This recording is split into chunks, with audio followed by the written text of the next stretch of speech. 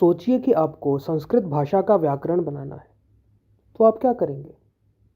पहली बात तो संस्कृत में बहुत सारे शब्द हैं, इतने सारे हज़ारों लाखों शब्द हैं और हर शब्द कैसे बनता है और हर शब्द के बनने की प्रक्रिया क्या है और उसका प्रयोग कैसे किया जाता है, ये चीज़ व्याकरण के द्वारा बताई जाती है। अब ये सारे शब्द बनते हैं वर्णों से, अक्षरों से। अ, आ, ई, क, ख, ग, घ आदि।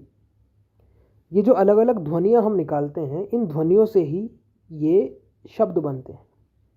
तो जो ध्वनियाँ हैं जिनको हम अक्षर बोलते हैं, ये अक्षर जो हैं इनके ऊपर ही व्याकरण के नियम लगेंगे। लेकिन अब समस्या ये आती है कि अगर कुछ नियम अक्षरों पर लग रहे हैं, तो अगर हम बार बार इन अक्षरों का नाम लेंगे तो व्याकरण शास्त्र बहुत बड़ा हो जाएगा।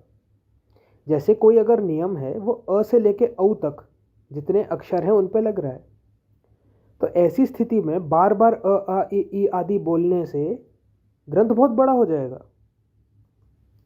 जैसे कोई नियम अगर इन अक्षरों पे लग रहा है ग, ज, ड, द, ब, तो मैं बार बार अगर बोलूँगा कि ये नियम लगेगा ग, ज, ड, द, ब पे, ये वाला नियम लगेगा ख, फ, छ, ठ, थ पे, तो बार बार ऐसे बोलने से व्याकरण शास्त्र इतना बड़ा हो जाएगा और याद रखने में भी बहुत समस्या होगी।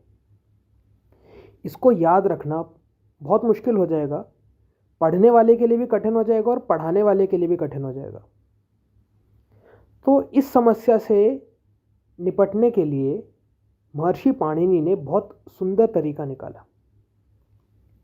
अगर हम देखते हैं तो उन्होंने जो वर्णमाला के अक्षर थे उनको इस क्रम में लगाया और इस क्रम में लगाकर अक्षरों के बीच में कुछ अन्य अक्षर यहाँ लगा दिए जिनको यहाँ लाल रंग से दिखाया गया है।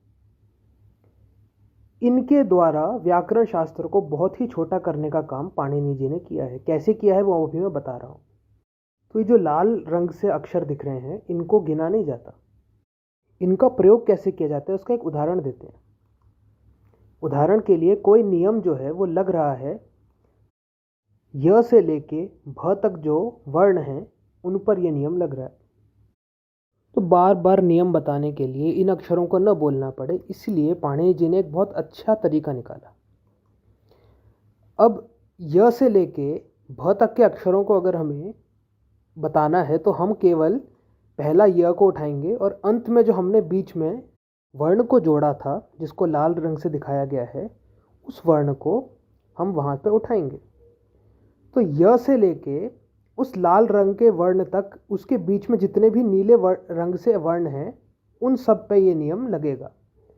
तो हम अगर यहीं बोल दें, पहला य लिया और हमने अंत में जो भ के बाद वाला जो वर्ण था उस वर्ण को उठाया और इन दोनों को मिला के हमने यहीं प्रत्याहार बना दिया। अब ये जो यहीं प्रत्याहार है इसका अर्थ ये हुआ कि अगर मैं किसी व्याकरण के नियम में बोल दूं कि ये नियम यहीं अक्षर पर लगता है, तो इसका अर्थ होगा कि य से लेके ञ तक य, व, र, ल, ञ, म, ङ, ण, न, झ, भ इन सब अक्षरों पर ये नियम लगेगा। तो बार बार इतने सब अक्षरों को न बोल के केवल यहीं बोल देने मात्र से इन अक्षरों का ग्रहण हो जाता है। कितना सरल जो है विधि निकाली है। एक और उदाहरण लेते हैं।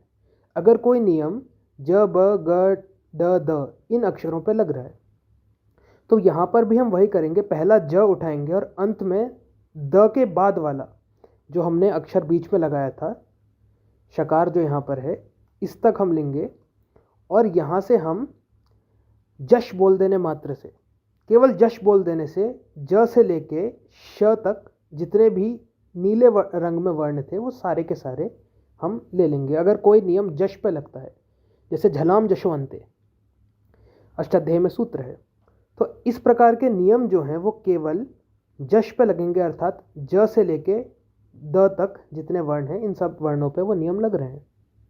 तो बार बार ज, ब, ग, ड, द पे ये नियम लगेगा, ख, फ, छ, ट, थ पे ये नियम लगेगा, इतना बोलने के आवश्यकता ही नहीं है। केवल प्रत्याहार बना देने मात्र से ही सारे के सारे नियम बहुत ही छोटे शब्दों में, बहुत ही कम शब्दों में बताए जा सकते हैं। बीच में अक्षर लगाए थे उनको लगा लगा कर हमने सूत्र बना लिए और इनको हम शिव सूत्र, महेश्वर सूत्र या प्रत्याहार सूत्र भी कहते हैं।